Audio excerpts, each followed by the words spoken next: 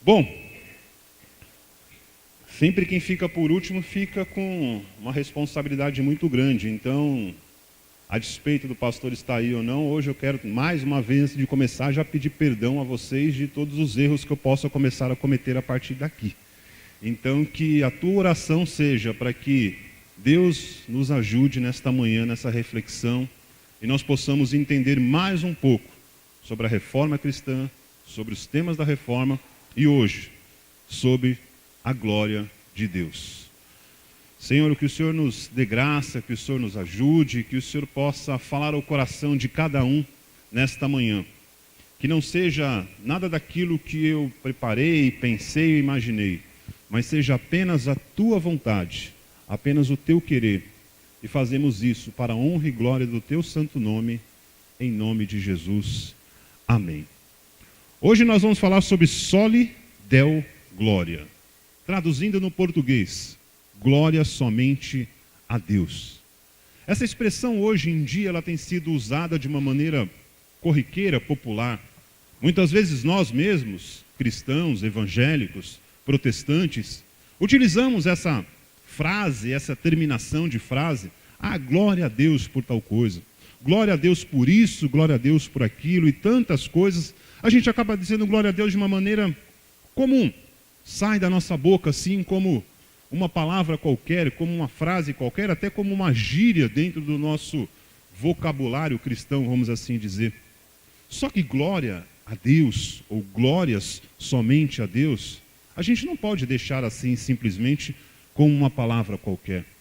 Existe uma importância espiritual, existe uma importância histórica, existe uma importância de nós professarmos e confessarmos, sim, glórias somente a Deus.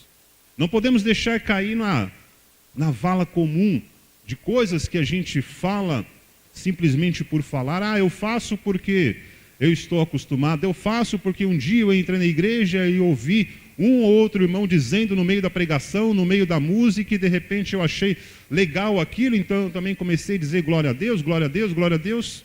Mas tem um significado, tem um porquê. Tem que haver motivos simplesmente por que dar glória a Deus. Lá no Salmo 50, 22, hoje a gente vai usar um pouco a Bíblia. Sempre usamos, mas hoje eu separei alguns versículos, porque existe muita referência bíblica que vai nos embasar sobre isso.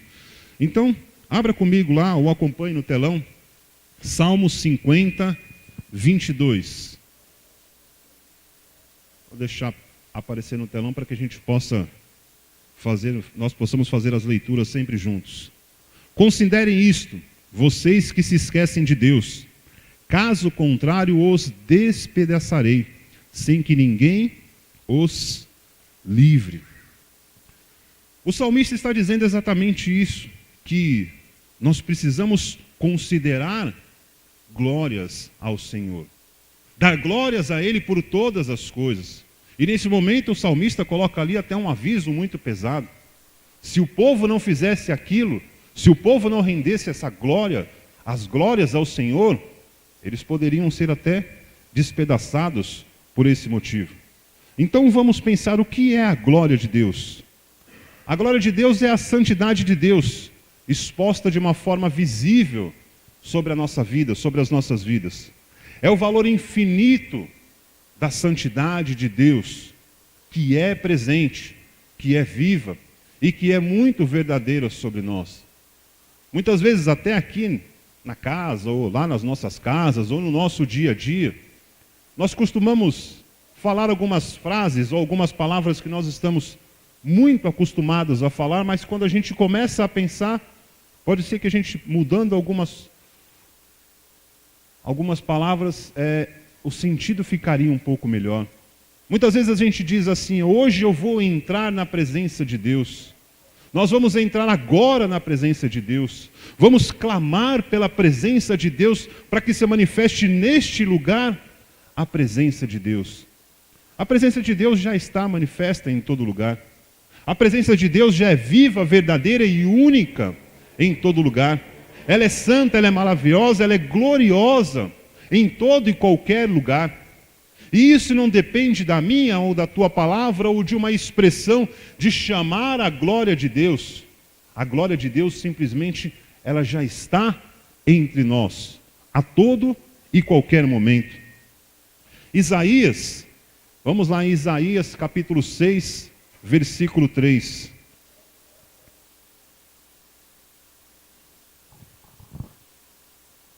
Naquele momento, ali no Velho Testamento, haviam situações e momentos que era necessário isso.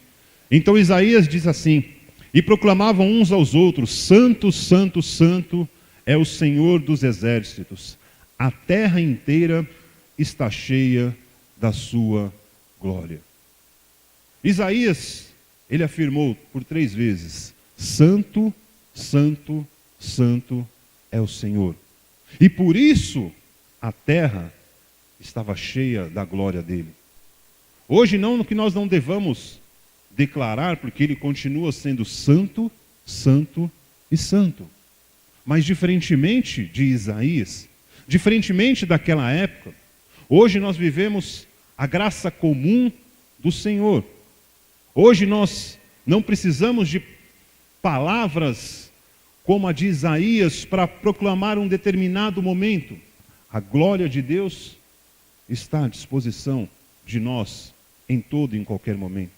Basta a gente começar a entender como os reformadores buscaram descrever isso neste sola, a importância de falar e de declamar a glória a Deus da maneira certa e da maneira correta.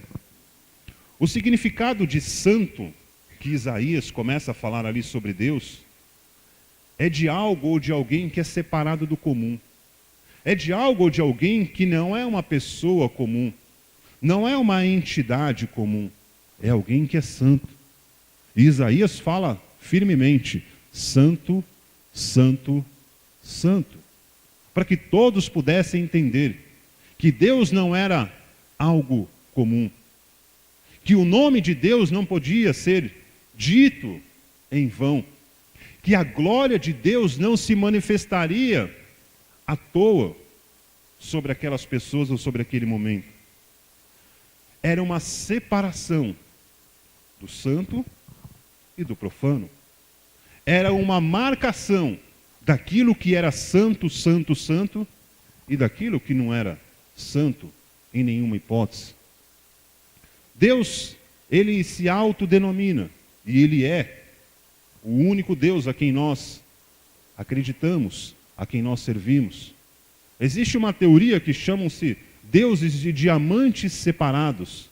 Todos os deuses de épocas que se passaram, de tantas outras histórias, de tantas outras filosofias, colocam-se nomes como diamantes, como pedras raras, como pedras preciosas. Só que Deus não pode ser considerado também um diamante, uma pedra preciosa, algo um pouco melhor do que o outro, algo um pouco superior do que o outro.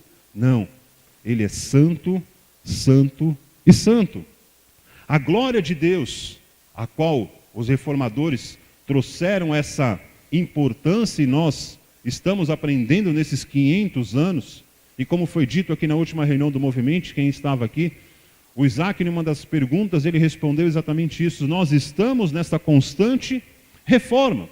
A reforma não aconteceu há 500 anos e ficou tudo bem, ok, foi reformado, agora a gente vai caminhar numa boa. Não, a reforma ela continua todos os dias. A história tem provado isso, que cada dia mais nós precisamos buscar aquilo que foi feito há 500 anos atrás e continuar aplicando nos dias de hoje. Então a glória de Deus, segundo novamente a história, segundo novamente a tese dos reformadores, e o que a própria Bíblia nos diz, a glória de Deus é o esplendor da sua santidade, o brilho do seu infinito valor. E quando a glória de Deus se manifesta, nós entendemos as infinitas magnitudes do Deus a que nós servimos. Então podemos definir a glória de Deus como a beleza e a grandeza das suas múltiplas perfeições. Por isso que nós devemos sim, todo e qualquer momento das nossas vidas, fazer tudo para a glória do Senhor, fazer tudo para que o nome do Senhor seja glorificado. que a minha vida, que a tua vida, que as nossas atitudes, os nossos pensamentos, as nossas ações diárias e comuns sejam realmente para a glória de Deus. Mas quando a gente olha para a atualidade que nós vivemos, para o mundo que nós vivemos, para a situação que a gente se encontra, falando como humanidade, muitas coisas a gente acaba percebendo facilmente que não tem sido feito para a glória de Deus. A gente poderia aqui falar um monte de exemplos agora, mas de repente poderia ofender um ao outro.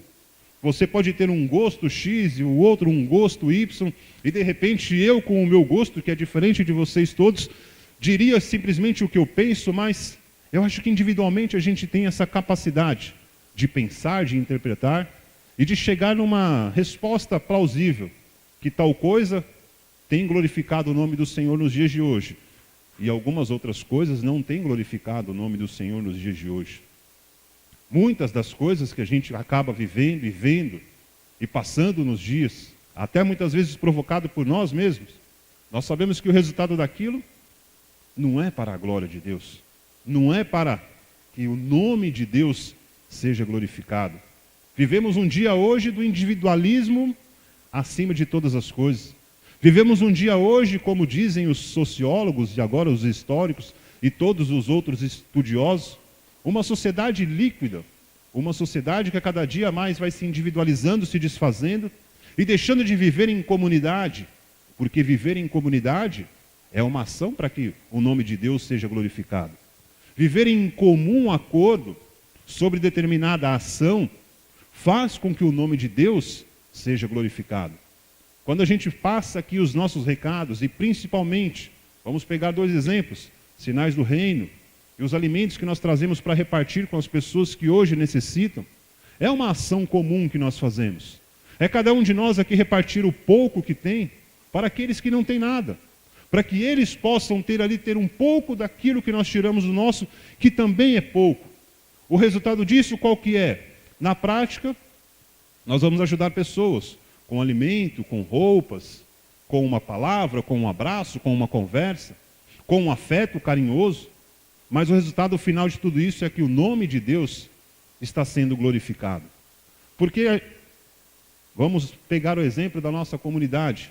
Hoje a gente entende que tudo isso é feito não mais para divulgar um nome, uma placa, uma entidade, uma pessoa, uma autoridade, entre aspas, espiritual colocada sobre determinado lugar, mas pura e simplesmente para que o nome de Deus seja glorificado. Nós tínhamos o exemplo quando a gente fazia os sinais do reino nas ruas. Muitas vezes nós éramos perguntados: de que igreja vocês são?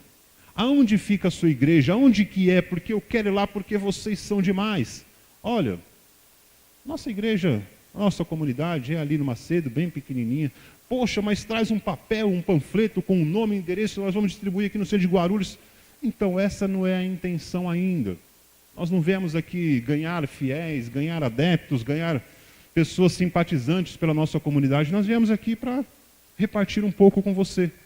E repartíamos ali o pão, o lanche, o suco, o chá, o que fosse. E virávamos as costas e continuávamos.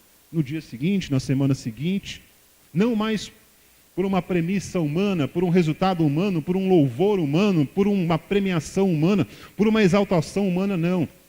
Simples, pura e simplesmente, para que o nome de Deus pudesse ali ser glorificado. E quando a gente vê e percebe resultados de ações como sinais, de outras ações como comunidade que nós fazemos, aí sim a gente tem a obrigação de reconhecer e declarar: isto foi feito para a glória de Deus. A Bíblia também fala que a glória de Deus foi revelada antes da criação. Abra comigo lá em João 17:5. Jesus nos dizendo isso. João 17:5.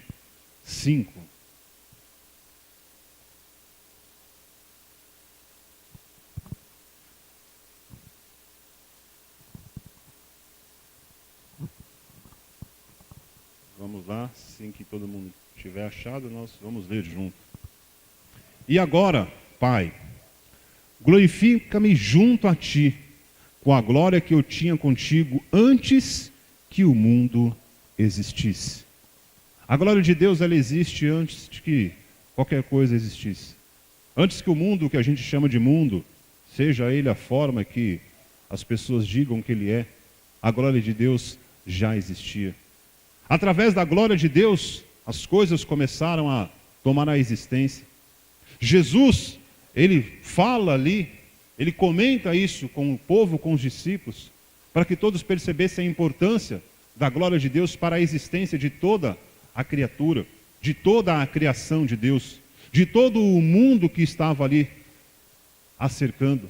A glória de Deus foi a sustentação, foi a revelação. A glória de Deus foi a inspiração para tudo que Deus fez. Por isso que Ele nos criou para a glória dEle. Eu estava pensando hoje, pode ser que eu cometa uma heresia muito grande, ou um erro agora, mas eu estava pensando como uma pessoa comum. Se nós pegamos os nossos R$10 que sobram todos os meses, que é o que tem sobrado ultimamente, e aplicamos numa caderneta de poupança, que tem lá os seus juros de 0,0000 alguma coisa ao mês. No mês seguinte, a gente vai tirar o extrato, e a gente espera que aqueles R$10 tenha rendido aqueles 0,000 alguma coisa de juros, e que tenha saído de R$10 para R$10,01. Aquilo manifestou alguma coisa, aquilo rendeu, aquilo valorizou. Você falou, opa, meus R$10 não são mais R$10, são R$10,01. E Deus, na formação do mundo, antes que nada existisse, antes que nada havia, Ele veio, nós conhecemos Gênesis, Ele criou o mundo, Ele fez os animais, Ele fez o mar, Ele fez o céu, Ele fez tudo. E por último Ele fez o homem, do pó, da terra, do barro. Colocou de pé ali aquele boneco bonito, formoso, mas Ele viu que faltava alguma coisa naquela criação. Então Ele tira um pouco de si, Ele tira um pouco da sua vida, Ele sopra sobre o homem o sopro da vida. Ele coloca vida naquele homem, Ele tira da sua vida e põe vida no homem. E é óbvio que quando nós investimos em algo, naturalmente falando, a gente espera um resultado. E desculpe se eu estou cometendo alguma heresia, mas eu acho que Deus, de certa forma, investiu em nós a sua vida, o seu espírito, o seu sopro de vida, para que nós hoje, entre aspas, rendêssemos a Ele, não juros e correções monetárias, não aumento do seu capital e nem do seu ouro, da sua prata e do seu tesouro, mas que nós rendêssemos a Ele diariamente a glória a qual Ele é merecedora. Porque se não fosse o sopro de vida dEle, se não fosse a disposição de tirar de si e entregar a nós, nós não existiríamos. Só que depois veio uma situação pior ainda, veio o pecado e nos separou da glória de Deus. Meu Deus do céu, e agora? A terra vai ser maldita, nós vamos ter que trabalhar, a mulher vai sentir dor, o irmão vai brigar com o irmão, pai com filho, filho com pai, guerras, não sei o que, tal. Então Deus, novamente, faz a mesma ação, forma uma nova situação, e tira de novo de si mesmo, da sua vida, e manda o seu Filho Jesus à terra, para estar entre nós por 30 e poucos anos, para caminhar entre nós por um tempo, e novamente, de uma maneira espiritual, Ele sopra sobre nós o Espírito de vida, que é o Espírito Santo que novamente nos aproxima de Deus. Se no primeiro momento nós fomos feitos à imagem e semelhança perfeita de Deus, porque éramos perfeitos, porque Deus soprou sobre nós o sopro de vida dEle, e o pecado vem e rompe isso. Então como que o homem naturalmente poderia render glórias a Deus se ele não era mais perfeito, ele era imperfeito? Se o pecado havia entrado nele, não havia como. Tinha-se todos os rituais de sacrifício, de expiação de pecado, etc. Mas faltava alguma coisa que nós pudéssemos ser verdadeiramente essas fontes que rendessem glória a Deus. Então, na sua infinita sabedoria, no seu infinito conhecimento sobre todas as coisas, Deus percebeu que era muito mais simples, ao invés de destruir toda a terra, toda a criação e refazer tudo de novo, tirar de si o que ele tinha de novo, de mais importante, de mais precioso. Tirar um pedaço dele e mandar até nós, na forma de um filho, na forma de um Deus, na forma de Jesus, para que ele novamente colocasse em nossas vidas o sopro de vida que o pecado havia tirado. E para que nós pudéssemos mais uma vez nos tornar essa fonte, este canal de pessoas e instrumentos na mão de Deus que rendem glórias a Ele em todas as coisas. O teólogo John Piper, ele tem uma frase que eu separei aqui para vocês. Está na agulha aí, Felício? Seu Andrade, põe aí, seu Andrade. O John Piper, entre tantas coisas que ele escreveu essa frase, enfim, essa frase que é bacana. A glória de Deus é uma forma de dizer que há uma realidade objetiva e absoluta, para a qual toda admiração, temor, veneração, louvor, honra, aclamação e adoração dos homens estejam apontando para Deus. Tudo que nós fazemos, tudo que nós investimos, tudo que nós conquistamos, tudo que nós sonhamos, tudo que nós colocamos às nossas mãos, tem que estar apontando somente a Ele. A glória somente a Ele. A glória de Deus, ela é central? Sim. A glória de Deus é o centro de todas as coisas. É o objetivo de todas as coisas. Abra comigo agora em 1 Coríntios, capítulo 10, versículo 31. 1 Coríntios, capítulo 10, versículo 31.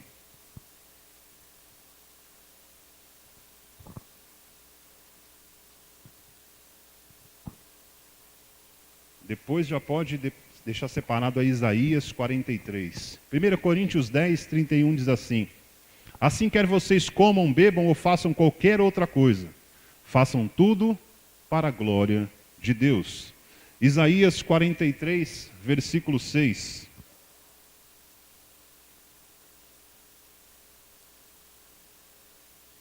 Isaías 43, 6. Direi ao norte, entreguei-os, e ao sul, não os retenha. De longe trago os meus filhos, e dos confins da terra, as minhas filhas. Versículo 7. Todo o que é chamado no meu nome, a quem criei para a minha glória, a quem formei e fiz. Agora Ezequiel, capítulo 39, versículo 21. Vamos lá no profeta Ezequiel, capítulo 39, versículo 21. Exibirei a minha glória entre as nações, e todas as nações verão o castigo que eu trouxer, a mão que eu colocar sobre eles. Vamos voltar em Isaías agora, capítulo 66, versículo 18. Depois de tudo isso, a gente passa um resumo desses versículos. Isaías 66, 18. E por causa dos seus atos e das suas conspirações, virei a juntar todas as nações e línguas, e elas virão e verão a minha glória. Versículo 19. Estabelecerei um sinal entre elas, e enviarei algum dos sobreviventes às nações, a Tarse, aos líbios, aos lídios, aos famosos flecheiros, a Tubal, a Grécia, e às ilhas distantes que não ouviram falar de mim, e não viram a minha glória. Eles proclamarão a minha glória entre as nações. Você percebe que no Velho Testamento Deus pega pesado. Deus chega junto mesmo. Aquele que, por algum motivo que fosse, não entregasse a glória que era de Deus, ele era cobrado. Conforme a gente brinca hoje, a mão de Deus pesava sobre aquele camarada, sobre aquele povo. Deus tinha uma aliança muito dura. Deus exigia realmente que o povo entendesse. E por isso que, de uma certa maneira, muitos acabavam não suportando. Muitos acabavam, se fosse nos dias de hoje, como a gente pode falar, entregando os pontos. Mas Deus nunca dividiu a sua glória com ninguém. Ele nunca deixou que conspirasse no coração do homem a dualidade entre dois deuses. Ele sempre fazia a separação. Muitas vezes a gente lê trechos ali como de Elias, trechos ali que tem aquela disputa terrível, onde tantas pessoas são mortas porque estavam de um lado de uma disputa, uns para Baal, outros para o Deus de Israel. Deus não tinha muita misericórdia, vamos dizer assim. Ele cobrava mesmo. Ele exigia que a sua glória fosse entregue. Ele exigia que aquilo que ele havia criado, a criação, o homem, exercesse a sua principal função, fazer tudo para a glória de Deus. Por isso que Jesus vem restabelecer isso de uma outra forma. Por isso que a graça do Senhor hoje vem nos entregar algo que a gente não tinha. Uma segunda chance, uma terceira chance, uma quarta chance, uma quinta chance. Jesus, quantas vezes devo perdoar o meu irmão safado, pilantra, aquela pessoa? Então, perdoa 70. 70 beleza, ele está quase atingindo o limite dele. 70 vezes 7. Mas Jesus, não dá para notar tudo isso então. Em outras palavras, perdoa sempre. Jesus, aquele homem cego, o que aconteceu? O pai pecou, a mãe pecou, ele pecou. Ele atirou pedra na cruz, alguma coisa assim. Não. Ele está assim para que a glória de Deus se manifeste sobre a vida dele. Jesus, mas essa mulher foi pega em adultério flagrante, essa mulher é uma pecadora, uma adúltera, e não sei o que. Podemos apedrejá-la, podemos matá-la, porque a lei assim diz. Claro que pode. Se você não tiver um pecado igual dela, faça. Se você tiver, é melhor não fazer, porque a mesma pedra pode voltar contra você. Jesus começou então a aplicar a glória através de graça, a entregar a Deus toda a honra, todo o resultado das coisas, através daquilo a qual era a sua missão aqui na terra, se assim a gente pode dizer. Refazer a aliança, restabelecer o ligamento entre nós e o nosso Criador, para que nós estivéssemos novamente diante daquele que nos criou e voltássemos a ser aquilo que ele desejou sobre nós, homens e mulheres capazes de render glória a Deus em todas as situações. Abra comigo lá em Romanos capítulo 5, no versículo 2. Porque a glória de Deus nos traz esperança também. Romanos 5, 2. Por meio de quem obtivemos acesso pela fé, e esta graça, na qual agora estamos firmes, nos gloriamos na esperança da glória de Deus. Romanos novamente, 9, 23.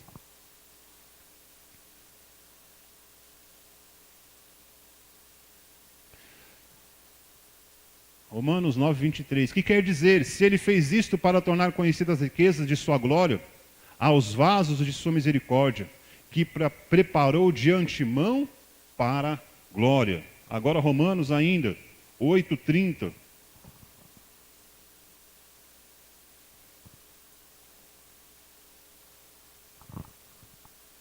E aos que predestinou também chamou, e aos que chamou também justificou, e aos que justificou também glorificou. E agora, para encerrar, mais o último versículo, 1 Pedro, capítulo 5, versículo 1. 1 Pedro 5, 1.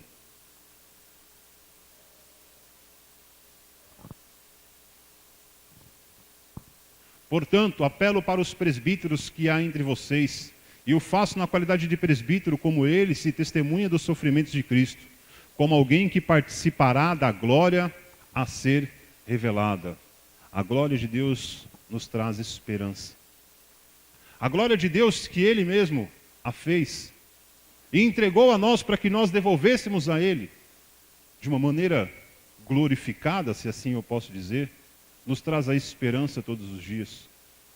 O Hamilton citou aqui, quarta-feira a gente falou sobre isso, sobre saber passar momentos de aflição, momentos de luta, momentos de dificuldade, momentos que nós precisamos entender que vamos ter aflições, mas a glória de Deus nos traz a esperança em meio às aflições. Nós entendemos que tudo que acontece nas nossas vidas, o resultado é para que a glória de Deus se manifeste. Opa, peraí, mas isso é pregação de autoajuda, isso é teologia da prosperidade. Nem tanto. Nós precisamos ter o entendimento, nós precisamos ter algum tipo de discernimento, às vezes, em entender aquilo que é uma autoajuda, aquilo que é uma teologia da prosperidade, e voltarmos à nossa raiz, à nossa identidade real, que somos filhos de Deus, feitos e criados, imagem e semelhança de Deus, que um dia o pecado, através do erro do homem, da humanidade, rompeu tudo isso, mas que hoje, através da graça de Jesus Cristo, através do seu amor, através da sua infinita misericórdia, tudo que acontece em nossas vidas é para que o nome do Senhor possa ser glorificado. Então, conforme eu disse na quarta, repetindo um pouco, nós vamos enfrentar situações, dificuldades, problemas, lutas, mas não é para vergonha, não é para morte, é para que no final, mesmo que derrotado, o nome do Senhor possa ser glorificado. Como assim? Desculpa, às vezes nem eu sei explicar. Desculpa, mas tem hora que eu estou torcendo demais, gente, para o meu time sair da zona de rebaixamento, e não sai. E eu acho que em alguma coisa aí a glória de Deus vai ter que se manifestar para que saia. Porque a minha oração tem sido insuficiente. Mas eu insisto, quem sabe? Mas se não sair, não sei. Dizem os nossos amigos corintianos e palmeirenses que é legal o interior do Brasil. Então a gente vai conhecer estádios que a gente nunca conheceu. Quem sabe lá alguma coisa esteja preparada. Eu não sei. Tem horas que o resultado não vai vir. Tem hora que as coisas não vão acontecer. Tem hora que nem tudo vai ser como a gente deseja. Senhor, por quê? Para a minha glória. Mas como? Espera, filho. No final pode ser que você entenda, mas mesmo que você não entenda plenamente, o nome dele vai ser glorificado. O nome dele jamais vai ser envergonhado. Nós somos capazes de fazer isso, o certo e o errado. Mas nós também temos que ter essa capacidade de discernir se eu estou fazendo a coisa certa ou errada. Isso está sendo para a glória de Deus? Fica essa pergunta hoje. Hoje a gente tem vivido dias, que nós temos buscado a glória própria, a glória individual. Quem de nós aqui nunca sonhou em ser o primeiro naquela corrida de Olimpíadas? Em ser o primeiro em tantas coisas, em ser o melhor, em ser o mais capaz, em ser a pessoa reconhecida pelos seus méritos, etc, etc, tal. E quando recebemos o prêmio ali, vem ali o cara da Globo ali, não, em primeiro lugar eu queria agradecer meu pai, minha mãe, que não sei o quê, porque o esforço, o trabalho, o time competiu, etc, tal. Legal, nós vamos receber aquilo que a gente trabalha, aquilo que a gente investe, aquilo que a gente se aplica. Os nossos estudos, a nossa vida profissional, tudo isso é válido. No final a gente vai ter essa recompensa, não precisa ser cristão, não precisa ser pessoas de outro mundo. Isso é uma coisa natural. Se a gente trabalhar, estudar, se esforçar, capacitar, nós vamos chegar no nosso objetivo pessoal, profissional, seja qual ele for. Mas quando chegarmos lá, seja pequeno, grande, médio, não importa.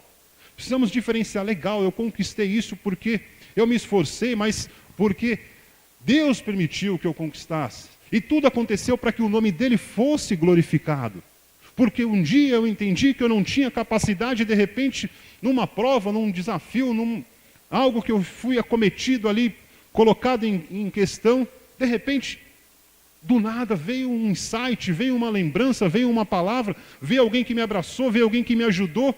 E isso aconteceu porque Deus se importou com aquilo. Para que o nome dele fosse glorificado mais uma vez, inclusive no meu e no seu resultado mais comum.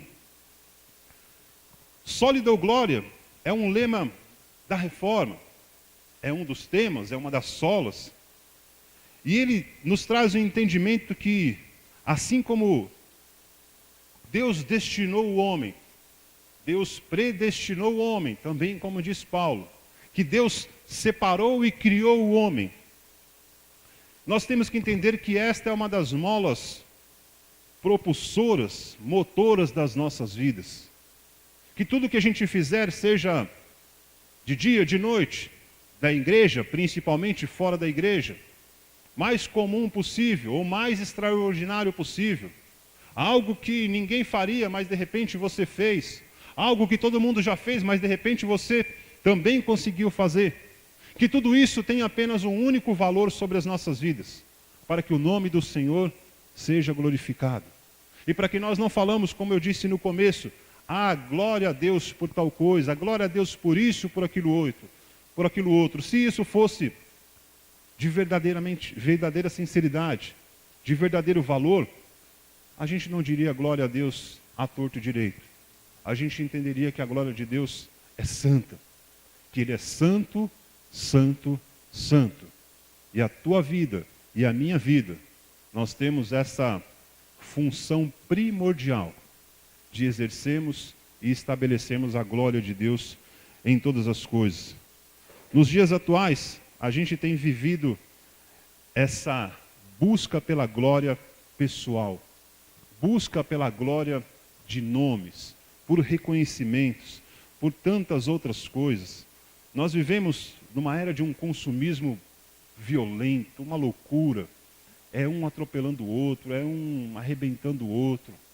Nós vemos aí, infelizmente, tantas outras igrejas e comunidades utilizando situações negativas e até positivas para influenciar o desejo, para influenciar o pensamento, para influenciar a atitude das pessoas que ali frequentam, que estão ali às vezes por um momento de dor, por um momento de desespero, buscando uma ajuda, buscando um consolo, e são levadas a exercer o valor da glória de Deus através de sacrifícios humanos, de sacrifícios pessoais e tantas outras coisas. Quando Lutero, Calvino e tantos os outros pensaram na reforma da igreja, a igreja estava passando uma situação semelhante à que nós passamos hoje. Eles perceberam que o povo não estava mais servindo a Deus. O povo estava servindo as igrejas, as entidades, as autoridades que haviam ali. Eles perceberam que todo o resultado era voltado a uma autoridade colocada ali sob forma de um papa ou tantas outras coisas, e que tudo coincidia a eles, e que a glória a Deus estava se esvaziando, estava se perdendo, estava se deixando de lado, então de repente, opa, nós precisamos repensar isso, nós precisamos mudar isso, nós estamos perdendo a essência. Os romanos vieram aqui, introduziram a sua cultura, introduziram a sua essência, introduziram a sua forma de pensar, e hoje nós somos iguais a eles. Espera aí, essa não é a função da igreja, essa não é a função das criaturas e dos filhos que Deus criou. Não foi para isso que nós fomos criados. Então eles pensaram, vamos repensar, aliás, vamos analisar, vamos orar, vamos buscar, vamos entender que alguma coisa está errada. Vamos novamente voltar à nossa essência. E a nossa essência é que nós sejamos homens e mulheres em constante reforma, em constante adaptação, em constante mudança. Mas jamais esquecer para aquilo que nós fomos criados, para aquilo que Deus sonhou e desejou sobre todos nós ainda no ventre das nossas mães. Claro, que nascêssemos, que crescêssemos, que tivéssemos filhos, que constituíssemos famílias, que deixássemos nosso legado e morrêssemos. Mas que tudo isso, em todo momento das nossas vidas, fosse pura e simplesmente para que o nome de Deus seja glorificado. Hoje nós corremos atrás apenas dos nossos bem-estar.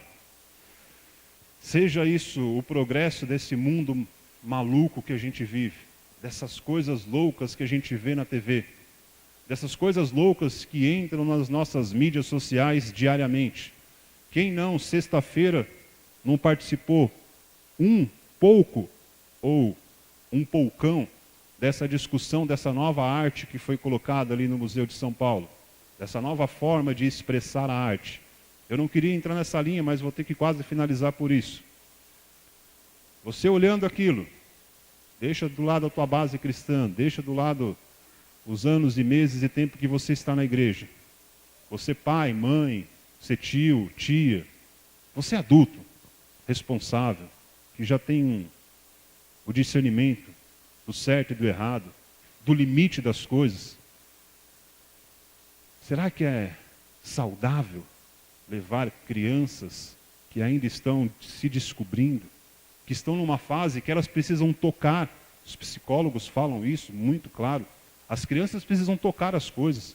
Um bebezinho, para sentir que isso é um celular, ele não sabe. Ele pega na mão, ele esfrega, ele põe no corpo dele, ele joga no chão, ele pega de novo.